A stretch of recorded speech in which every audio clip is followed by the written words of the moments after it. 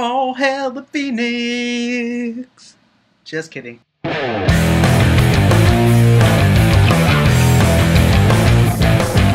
Yo, what's going on YouTube?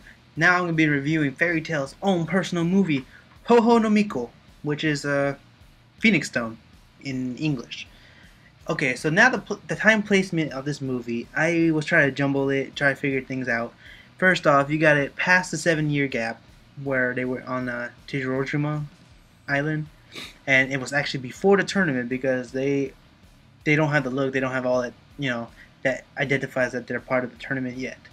And what is actually pretty good about this movie is that the animations were pretty solid. It was good. The copies that I've seen, the dark needs to be fixed up a little bit, maybe saturated to the point that it could highlight all the outlines in the dark shadows. So I suggest either waiting till they get a good copy or find a way to do that yourself. Okay, so the movie starts off with the team, the original team, Lucy, Erza, and all of them, plus Wendy, of course. They start looking for this guy known as Geese. He's the leader of the gang in the entire town. They start entering and telling the town was empty, and then they start wondering, why is this place so quiet? All of a sudden, all the doors open, and you have the whole gang just right there waiting for them. And then to top that off, they started scattering and fighting their own battles, which is awesome, by the way. I mean, you got your own nice battles. I can't even explain how awesome it was. But the thing that was actually funny about it is that Happy is trying to help Wendy, or actually try to help Carla. That's helping Wendy, and then he gets caught in Wendy's roar, the sky dragon. He starts flying around. Just to end up being tossed onto the rooftop where Nazi was doing his roar, the fire dragon. Oh, poor Happy. I feel bad for the guy. I mean, seriously. But anyway, they try to find this guy, Geese, and then Lucy was able to find him. And was about to corner him, but somehow he has a special magic that turns him into thin paper, which made him squeeze through cracks and actually got away. Lucy felt so bad, and the whole team had to go in front of the mayor and say, "Yep, we didn't allow him to escape, but still." And so after that, the story actually goes around to the point where they're talking about the Phoenix Stone. Or was that before? It was before, sorry. I kind of skipped that. But now they talked about the Phoenix Stone because it goes back to the small little kingdom where a prince holds half of the stone that was taken from them during the raid in the beginning of the movie. His name is Prince Cream. And what a spoiled brat prince. I mean, come on. They always portray princes like this. Name one anime. Okay, I know you have Disney movies that we have Prince Charming, blah blah blah blah blah. No. But anyway, the prince hires this one guild called Carbuncle Guild, and they have their own special abilities. I can tell you them eventually, but they hired them to get the other half of the stone. So there you go. And then there was a magic council meeting, not the usual council meeting where they had that whole magic circle and then they all have their own thing. Instead, it's just a regular table meeting and whatnot. Makarov was there, even though he's technically not part of the magic council. And then when he was outside smoking his pipe, he had his little secret agent, we already know who that is, Gaju, to check up on it. And then there's a cutscene that has Fairy Tail back in the old HQ, which is the castle. And I was like, wait, hold up a second. I'm lost. Because before, after the 7-year gap, they were stuck in that little replica, straw, sticks, the whole week HQ, right? And how did they get their castle back?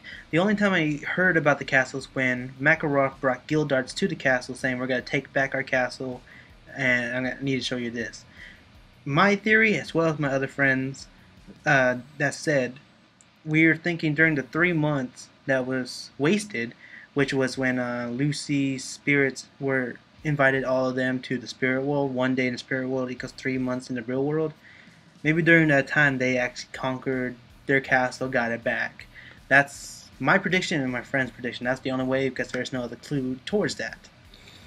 But yeah, and they ran into a girl with a little bird that I thought was a seed at first. Her name is Eclair, and the bird was Momon. Mon Mon. Sorry.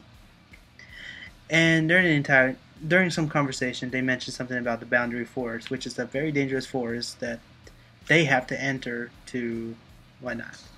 And what kind of sucks because even with the mission, uh, what do we call it, saying her somewhat close memory saying that she has to go to the boundary forest, she can't remember anything because she has amnesia, but the only thing that she does remember is that she hates wizards, which kind of sucks because it's a world of wizards, isn't it? I mean, seriously. And then they enter a city, which I found very, very funny because they had magic brooms and magic carpets. Can you say Aladdin and witches nowadays? I mean, seriously. I was laughing. And then during the time they had everyone shopping, Erza looking for a new armor suit, but ends up buying a dress. I guess she has a little thought that she wants to get married, but who's gonna marry her? I mean, she's sexy, oh, no doubt about that. But intense strength, many weapons. Dude, you cheat on her, your dick is going off. Don't hold your dick. Goodbye, your dick. But just the funny part about that is that Erza's equipping was actually done on the portable tablet. You just be like, zinc, ding, ding, ding, ding. I thought that's really funny. She has an organizer for her equips. I thought that was hecka funny. And during just a whole lot of time going by, they find out about Caldo Wizard in the Boundary Forest, and they try to find him, search for him. They found his house, which somewhat destroyed, but he had a secret lab underground, and he had a magic ball. I mean, come on, there's a lot of cliches. Magic ball, carpets, broomsticks. Ugh. But they find out that the Boundary Forest has that with a barrier because of Caldo's research laboratory. The barrier to keep all these wild, big monsters out of there. And so what happened was that they triggered the magic ball that triggers the message from Caldo.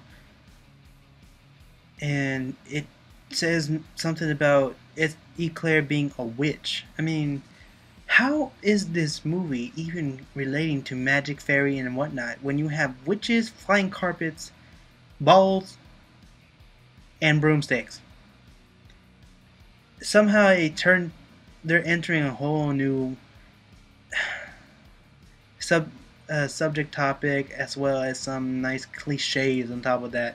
Because now they're mixing up wizardry with witchcraft. I mean, yeah, I understand the whole wizard kind of thing from all these mystical movies, but the entire time it's just been wizard. They have monsters here, monsters there, but nothing kind of deviating from that topic, wizards, But anyway, so they start talking about unsealing the magic of the Phoenix Stone. If the magic is released, Phoenix will be reborn. And if you unseal the magic, I think they meant seal the magic. The subtitles were horrible. Seal the magic of the Phoenix Stone to prevent the Phoenix from ever recovering. So, and then they find out that Caldo is also Eclair's dad. And you will know a little bit more after on why the house doesn't look like it was destroyed. It's more like eroded, and then versus to why he was dead before she even met him. So, and then they all went back to Fairy Tale, which eventually got attacked by the Carbuncle Guild. So the Carbuncle Guild is represented by 4 members. One of them is Dist, which I believe he controls gravity, so gravity magic. You got a guy named Cannon, literally Cannon, who uses bullet magic with a heavy machine gun. I didn't even know they had heavy machine guns back then, but okay. And then we have Coordinator, who is also another requip magic user like Erza. And the thing is about her, she has a fun, nifty way of actually portraying her own magic towards her enemies. I mean, you basically got the morphing uh, trio. I forgot their names. Elfman, uh, Lisana, and Mary Jane, I think. Uh, their magic gets not nullified, but unequipped.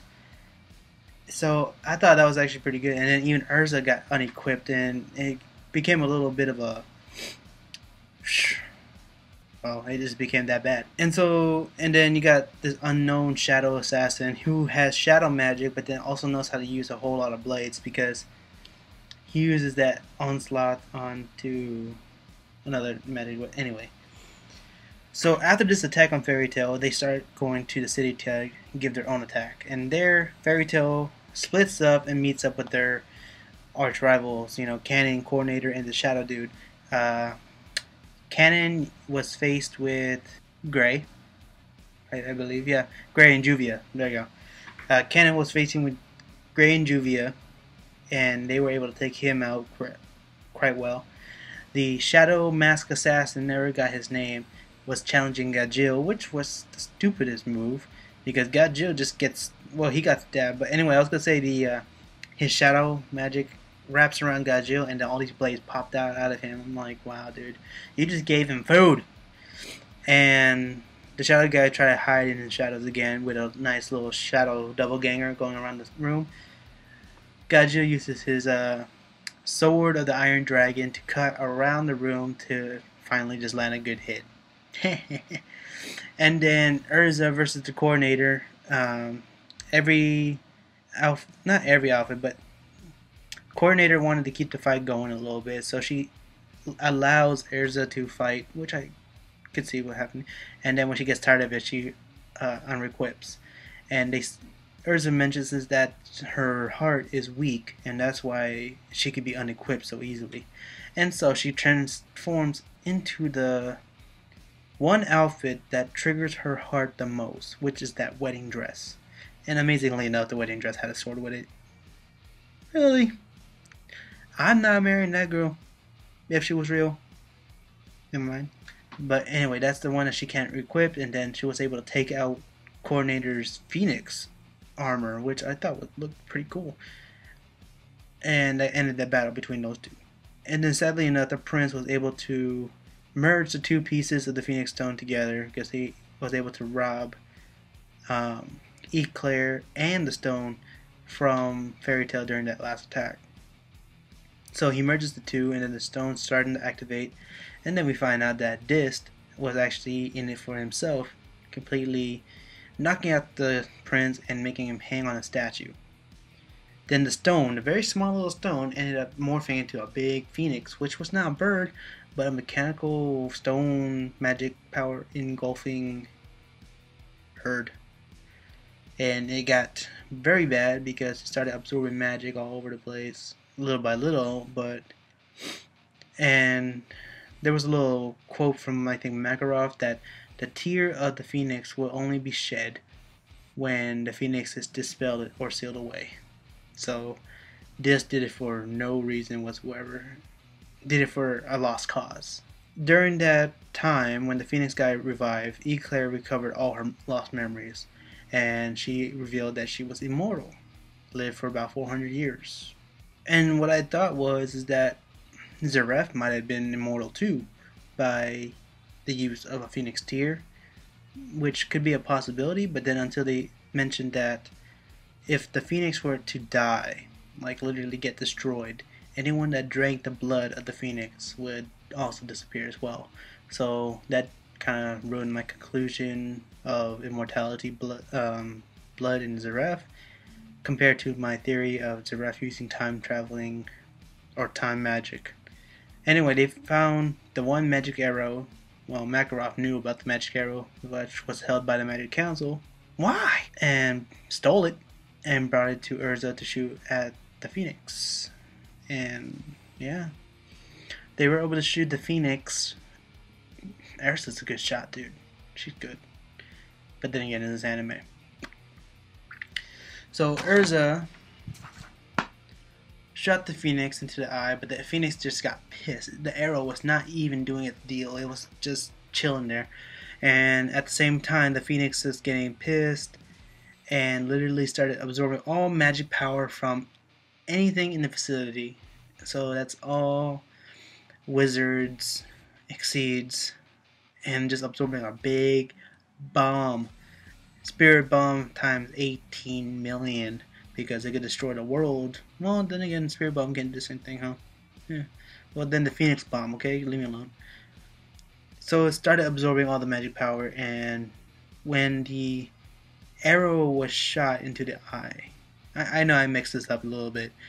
It started absorbing, then the arrow shot to his eye, but before the arrow could make a big difference in the Phoenix power, he launches the ball into the sky, making it explode in the atmosphere, and if the power were to hit the world or enter the atmosphere, the world would end. And so Natsu, hearing the plea of Eclair, well, not Eclair, but knowing that it needs to be done, he pushes the arrow all the way through, destroying the Phoenix, which also ended the life of Eclair. And of course, Lucy didn't want to lose a friend, but it couldn't be helped. I mean, the Phoenix was about to destroy the world. How you expect? How would you guys do it if you guys had the choice to save one friend and have the world destroyed, and knowing that you would die and your friend will survive? How would that be the best choice? Was Lucy in the right in wishing that she could change the outcome of that? Because her friend, who is immortal, will be the one suffering the most, because not only she will lose one friend, she will lose a whole guild worth of friends. Or just what everyone was thinking was for the best for the world. Of course, everyone's going to be choosing that answer because no one wants to be selfish. But it ended up with a sad ending, and I mean, I can't help but shed a tear, because that was a little heartbreaking to lose a friend because of the greater good. There was always that quote saying that the greater good comes with sacrifices. Sometimes the sacrifice is not worth it. Anyway, to sum up this movie, I give it a nice 4.5. It had nice action, had nice comedy, had a story. The story was a little shattered, that's where the 0.5 deduction came from. The animation was a little bit off. It's not the same animators that made the anime series. It's more like the same people that made maybe like Dragon Ball Z movies or something like that. But that could maybe not that, but it's just the animator. The animation was a little bit of a double drawn. Like they sketched it and colored it from there. They didn't solidify the outlines or colored in 100% like they do on the anime. But I guess just to bring out the dramatic effect into the movies, try to get the whole movie feel into it, they had to change the animation up so they could take it somewhat of a different, to grab a different attention compared to watching normal animes. The voice actors were the same. The characters itself kind of iffy. I mean, Wendy was taller, longer hair. Of course, they oversized the boobs. They got more detail with the body types, the body drawing definition. Yeah, but it was well made. There was no audio skip. There was no like that. No, I give this movie 4.5 out of 5 as a director as myself. But anyway, guys, that is my review for that movie. I do recommend watching it because it is fairy tale. And it's something to watch. I mean, that's their first movie, and it was actually a pretty good turnout. Would I make some improvements? Probably, but then again, that's not the official video. It was copied, compressed, and put online. But anyway, guys, thank you for watching this review. If you guys liked it or the movie, give me a thumbs up. Don't forget to sub, and also like my Facebook link on the bottom, so you guys keep track of all these reviews. Alright guys, y'all take it easy. Peace out.